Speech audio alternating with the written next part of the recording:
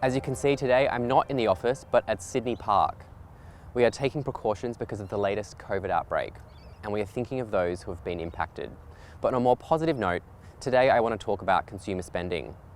It has been a key driver of the economic recovery and has also been resilient in the face of a number of snap lockdowns over the past 6 months or so. The remarkable recovery in the labour market, the vaccine rollout, and wealth effects from booming dwelling prices will continue to boost household spending. Low interest rates will also provide ongoing support.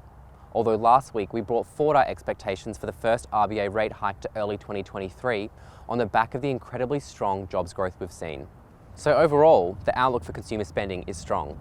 However, we know the pandemic has had an uneven impact across the economy. I want to get under the hood to explore how spending patterns are evolving across industries. Pandemic-related restrictions underpin significant changes in our shopping habits. Unsurprisingly, a lot less money was spent on eating out and instead more was spent at the grocery store.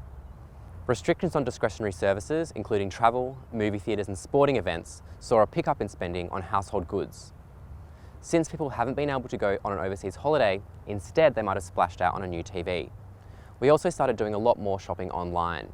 Before the pandemic, online shopping accounted for around 6% of retail sales. In April last year, this shot up to over 11%. But as life starts to return to normal, we are seeing a rebalancing back towards pre-pandemic shopping patterns, although the latest outbreaks in New South Wales and Victoria might cause some temporary disruptions. This has provided welcome relief to the hospitality sector. In April, spending at cafes and restaurants was back at its pre-pandemic level. Notably, the recent outbreaks are likely to have weighed on the industry in subsequent months, however.